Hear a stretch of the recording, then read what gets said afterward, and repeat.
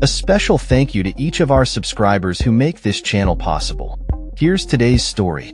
In a surprising move that has sent ripples through the media landscape, the Pentagon announced on Friday a new annual rotation program that will see several established news organizations vacate their physical offices to make room for lesser-known outlets.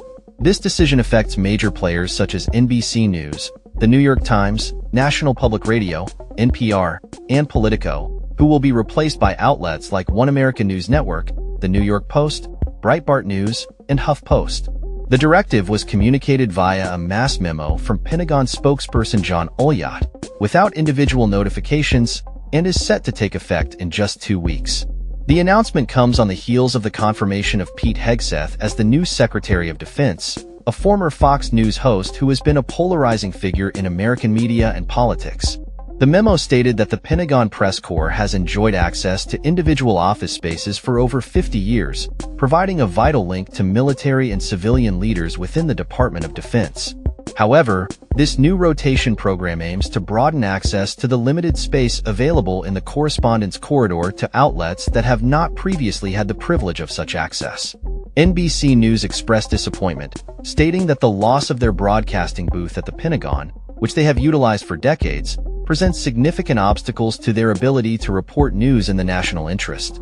Despite this setback, they vowed to maintain their integrity and rigor in reporting. The new rotation program has sparked concerns among industry insiders, who fear that this could lead to a dilution of journalistic standards and a shift in the balance of media coverage. The inclusion of more favorable outlets to the Trump administration, such as OANN and Breitbart, raises questions about the potential for biased reporting and the impact on the public's access to diverse viewpoints.